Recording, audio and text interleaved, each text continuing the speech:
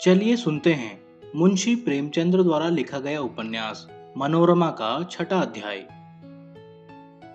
मुंशी वज्रधर विशाल सिंह के पास से लौटे तो उनकी तारीफों के पुल बांध दिए। यह तारीफ सुनकर चक्रधर को विशाल सिंह से श्रद्धा सी हो गई। उनसे मिलने गए और समिति के संरक्षकों में उनका नाम दर्ज कर लिया। तब से कुंवर साहब समिति की सभाओं में नित्य सम्मिलित होते थे। अतएव अब की जब उनके यहाँ कृष्ण अष्टमी का उत्सव हुआ तब चक्रधर अपने सहवर्गियों के साथ उसमें शरीक हुए। कुंवर साहब कृष्ण के परम भक्त थे। उनका जन्मोत्सव बड़ी धूमधाम से मनाते थे। उनकी स्त्रियों में भी इस विषय में मतभेद था। रोहिणी कृष्ण की उपासक थी तो वसुमती राम नवमी का उत्सव मनाती थी। रही रामप्रिया, वह कोई व्रत न रखती थी। संध्या हो गई थी। बाहर कंवल झाड़ आदि लगाए जा रहे थे। चक्रधर अपने मित्रों के साथ बनाव सजाओ में मशरूफ थे। संगीत समाज के लोग आ पहुंचे थे। गाना शुरू होने वाला ही था कि वसुमती और रोहिणी में तकरार हो गई। वसुमती को यह तैयारियां एक आंख न भाती थी। उसके रामनवमी के उत्सव में सन्नाटा सा रहता था। विशाल सिंह उस उत्सव से उदासीन रहते थे। वसुमती इसे उनका पक्षपात समझती थी। वह दिल में जल भुन रही थी। रोहिणी 16 श्रृंगार किए पकवान बना रही थी। उसका वह अनुराग देख देख कर वसुमती के कलेजे पर सांप सा लौट रहा था। वह इस रंग में भंग मिलाना चाहती थी। सोचते सोचते उसे एक बहाना मिल गया। मेहरी को भेजा। जाकर रोहिणी से कहा घर के बर्तन जल्दी खाली कर दे। 2 थालियां, 2 बटलोइयां, कटोरे कटोरियां मांग लो। उनका उत्सव रात भर होगा तो कोई कब तक बैठा भूखों मरे। मेहरी गई तो रोहिणी ने तन्ना कर कहा, आज इतनी भूख लग गई? रोज तो आधी रात तक बैठी रहती थी, आज 8 बजे ही भूख सताने लगी। अगर ऐसी ही जल्दी है तो कुम्हार के यहां से हांडियां मंगवा ले, पत्तल मैं दे दूंगी। वसुमती ने यह सुना तो आग हो गई। हांडिया चढ़ाए मेरे दुश्मन, जिनकी छाती फट्टी हो मैं क्यों हांडी चढ़ाऊं? उत्सव मनाने की बड़ी साध है तो नए बासन क्यों नहीं मंगवा लेती? अपने कृष्ण से कह दे गाड़ी भर बर्तन भेज दे। क्या जबरदस्ती दूसरों को भूखों मारेगी? रोहिणी रसोई से बाहर निकलकर बोली, बहन जरा मुंह संभाल कर बातें करो। देवताओं का अपमान करना अच्छा नहीं। वसुमती, अपमान तो तुम करती हो जो व्रत के दिन यूं बन ठन कर इठलाती फिरती हो। देवता रंग रूप नहीं देखते, भक्ति देखते हैं। रोहिणी, क्या आज लड़ने ही पर उतारू होकर आई हो क्या? भगवान सब दुख दें पर बुरी संगत न दें। लो, यह गहने कपड़े आंखों में गड़ रहे हैं ना, न पहनूंगी। जाकर बाहर कह दे पकवान प्रसाद किसी हलवाई से बनवा ले। मुझे क्या, मेरे मन का हाल भगवान आप जानते हैं। पड़ेगी उन पर जिनके कारण यह सब हो रहा है। यह कहकर रोहिणी अपने कमरे में चली गई। सारे गहने कपड़े उतार फेंके और मुंह ढांप कर चारपाई पर पड़ी रही। ठाकुर साहब ने यह समाचार सुना तो माथा कूट कर बोले, इन चंडालिनों से आज शुभ उत्सव के दिन भी शांत नहीं बैठा जाता। इस जिंदगी से तो मौत ही अच्छी। घर आकर रोहिणी से बोले, तुम मुंह ढांप कर सो रही हो या उठकर पकवान बनाती हो? रोहिणी ने पड़े पड़े उत्तर दिया, फट पड़े वह सोना जिसके टूटे कान। ऐसे उत्सव से बाज आई जिसे देखकर घर वालों की छाती फटे। विशाल सिंह, तुमसे तो बार बार कहा कि उनके मुंह न लगा करो। एक चुप 100 वक्ताओं को हरा देता है। फिर तुमसे बड़ी भी तो ठहरी। यूं भी तुमको उनका लिहाज करना ही चाहिए। रोहिणी क्यों दबने लगी?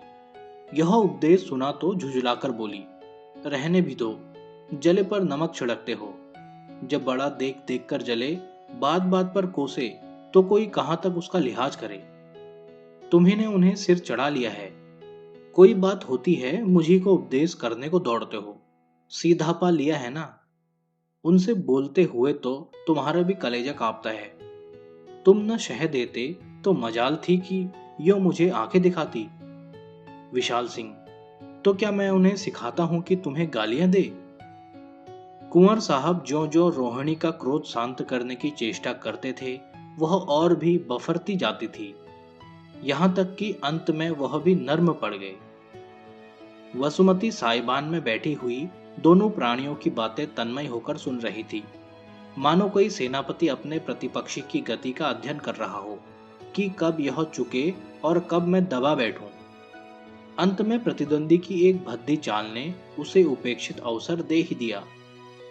विशाल सिंह को मुंह लटकाए रोहिणी की कोठरी से निकलते देखकर बोली, क्या मेरी सूरत न देखने की कसम खा ली है? यह तुम्हारे हिसाब से मैं घर में हूं ही नहीं। बहुत दिन तो हो गए रूठे, क्या जन्म भर रूठे ही रहोगे?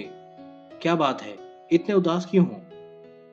विशाल सिंह ने ठिठक कर कहा, तुम्हारी ही लगाई हुई आग को तो शांत कर रहा था, पर उल्टे हाथ जल गए। यह रोज रोज क्या तूफान खड़ा किया करती हो? मैं तो ऐसे तंग हो गया हूं कि जी चाहता है कि कहीं भाग जाऊं। वसुमती, कहां भाग कर जाओगे?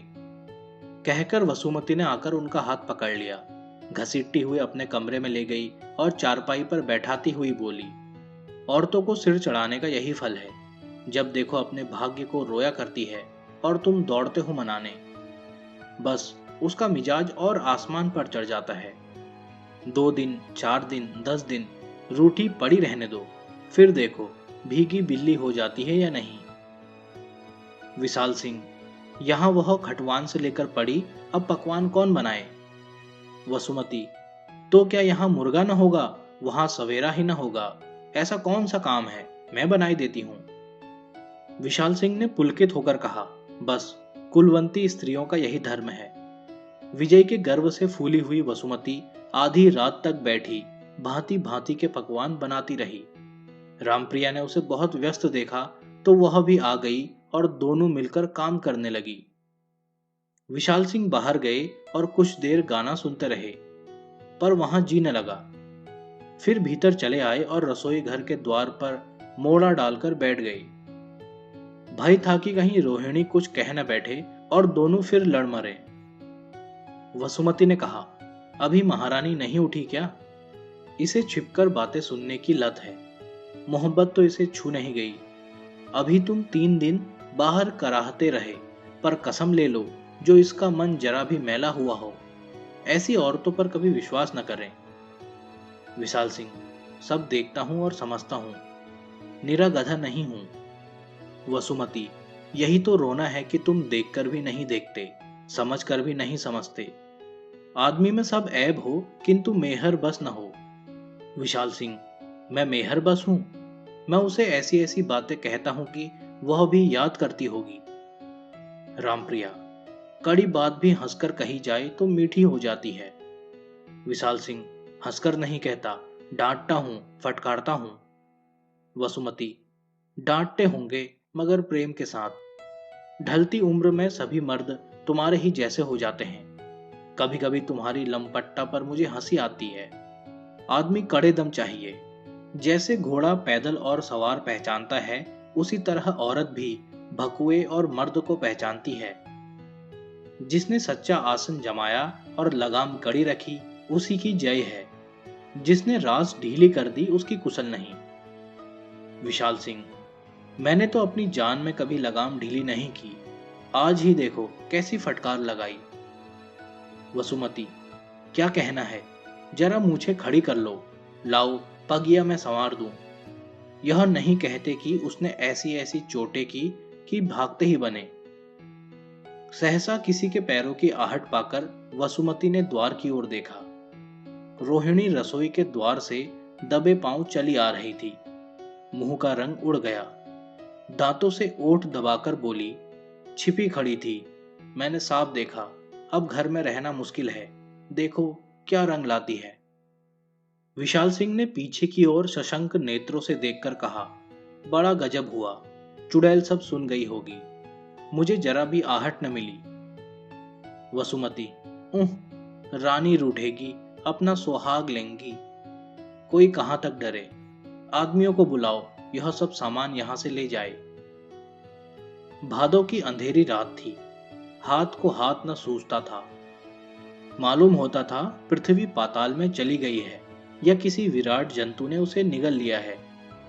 मोमबत्तियों का प्रकाश उस तिमिर सागर में पांव रखते कांपता था। विशाल सिंह भोग के पदार्थ थालियों में भरवा भरवा कर बाहर रखवाने में लगे हुए थे। एकाएक रोहिणी एक चादर ओढ़े हुए घर से निकली और बाहर की ओर चली। विशाल सिंह दहलीज के द्वार पर खड़े थे। इस भरी सभा में उसे यूं निशंक भाव से निकलते देखकर उनका रक्त खौलने लगा। जरा भी न पूछा, कहाँ जाती हो, क्या बात है। मूर्ति की भांति खड़े रहे और सब लोग अपने अपने काम में लगे हुए थे। रोहिणी पर किसी की निगाह न पड़ी। इतने में चक्रधर उनसे कुछ पूछने आए तो देखा कि मेहरी उनके सामने खड़ी है और क्रोध से आंखें लाल किए कह रहे हैं, अगर वह मेरी लौंडी नहीं है तो मैं भी उसका गुलाम नहीं हूं। जहां इच्छा हो जाए, अब इस घर में कदम न रखने दूंगा। जब चक्रधर को रानियों के आपसी झगड़े और रोहिणी के घर से निकल जाने की बात मालूम हुई तो उन्होंने लपक कर एक लालटेन उठा ली और बाहर निकलकर दाएं बाएं निगाहें दौड़ाते तेजी से कदम बढ़ाते हुए चले। कोई 200 कदम गए होंगे कि रोहिणी एक वृक्ष के नीचे खड़ी दिखलाई दी। ऐसा मालूम होता था कि वह छिपने के लिए कोई जगह तलाश रही है। चक्रधर उसे देखते ही लपक कर समीप पहुंचे और उसे घर चलने के लिए समझाने लगे। पहले तो रोहिणी किसी तरह राजी न हुई, लेकिन चक्रधर के बहुत समझाने बुझाने के बाद वह घर लौट पड़ी। जब दोनों आदमी घर पहुंचे तो विशाल सिंह अभी तक वहां मूर्तिवत खड़े थे। मेहरी भी खड़ी थी। भक्तजन अपना अपना काम छोड़कर लालटेन की ओर ताक रहे थे। सन्नाटा छाया हुआ था। रोहिणी ने दहलीज में कदम रखा, मगर ठाकुर साहब ने उसकी ओर आंख उठाकर भी न देखा। जब वह अंदर चली गई तो उन्होंने चक्रधर का हाथ पकड़ लिया और बोले, मैं तो समझाता था किसी तरह न आएगी, मगर आप खींच लाए, क्या बहुत बिगड़ती थी। चक्रधर ने कहा, आपको कुछ नहीं कहा, मुझे तो बहुत समझदार मालूम होती है। हाँ, मिजाज नाजुक है, बात बर्दाश्त नहीं कर सकती। विशाल सिंह, मैं यहां से टला तो नहीं, लेकिन सच पूछिए तो ज्यादती मेरी ही थी। मेरा क्रोध बहुत बुरा है। अगर आप न पहुंच जाते तो बड़ी मुश्किल पड़ती। जान पर खेल जाने वाली स्त्री है। आपका यह एहसान कभी न भूलूंगा। देखिए तो सामने कुछ रोशनी सी मालूम हो रही है। बैंड भी बज रहा है। क्या माजरा है। सैकड़ों आदमी कतार बांधे मसालों और लालटेनों के साथ चले आ रहे थे। आगे आगे 2 अश्वरोही भी नजर आते थे। बैंड की मनोहर ध्वनि आ रही थी।